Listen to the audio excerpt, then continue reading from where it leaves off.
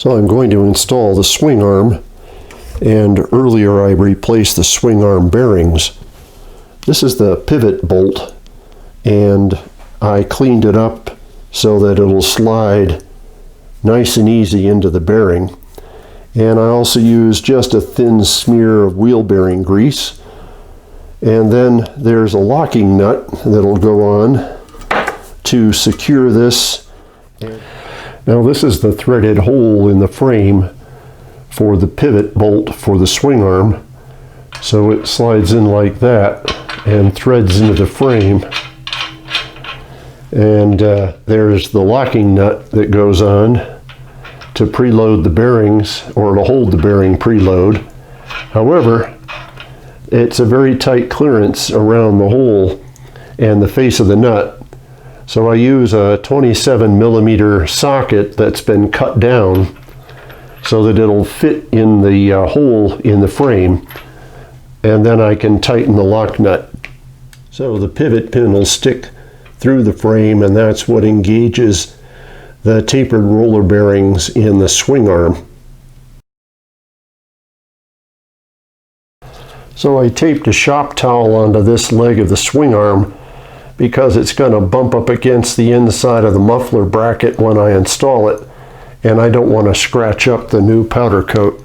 I have the pivot bolt run in on the other side, and I just put the nut on it and stick the Allen in, and then I slide it and just move the swing arm until I can get the pin to go in, and then just kind of tighten it up like that.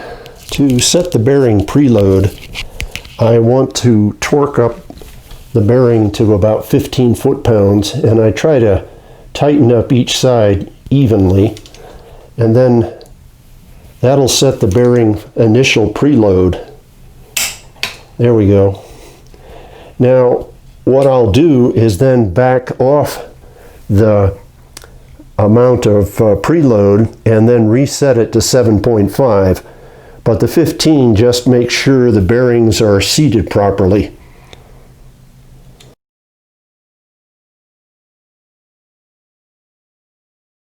So I backed the pivot bolts out a little bit to loosen them, and now I want to check the distance on each side of the swing arm to the frame, because I want the swing arm centered so there's no stress on the drive shaft. So I'm going to use my vernier caliper and measure the distance between the face of the swing arm and the frame on both sides and see what I get.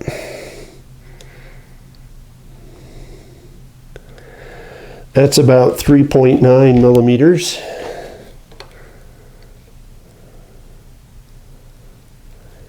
And that's about 3.7. So I'm going to tighten this one just a little bit and loosen this one and just slide it over. Okay, both of them are 3.8 millimeters, so it's centered. And then what I'll do is torque these to 7.5 foot-pounds. That's a very low number, so I'm going to use my inch-pound torque wrench and torque it to 90 inch-pounds, trying to take it up evenly on each side so I don't shift the swing arm very much. So I'm just bringing it up a little bit on each side, and that way I'll keep the adjustment pretty close, and then I'll check it when I'm done. Okay, that says 7.5, and this should also say 7.5. Okay.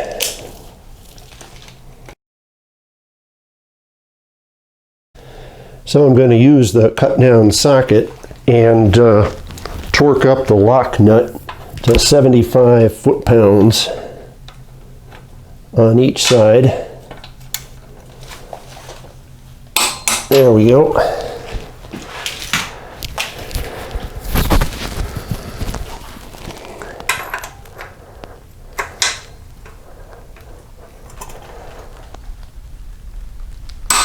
Okay, so the swing arm is installed. So after I torqued the lock nuts, I checked the measurements again between the swing arm and the frame, and I get about 3.9 millimeters on both sides, so the swing arm is still centered. Now I install the dust caps, and I like to put 2 small dabs of silicone seal.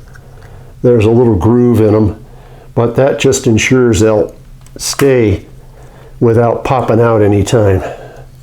So we're all done. Before I install the rear drive on the end of the drive shaft, I support the whole swing arm on a couple of 2x4s and some jack stands, so it takes the weight off of the swing arm and it doesn't let this side end up rubbing up against the muffler bracket. Now to install the rear drive, it's going to slide on to the end of the drive shaft like that, and there's a gasket to seal it and some 12-sided nuts with wave washers that attach it to the swing arm. Now for this bike, the nuts get torqued to 34.5 foot-pounds. Find if I put an extension on it, I can clear the end of the torque wrench.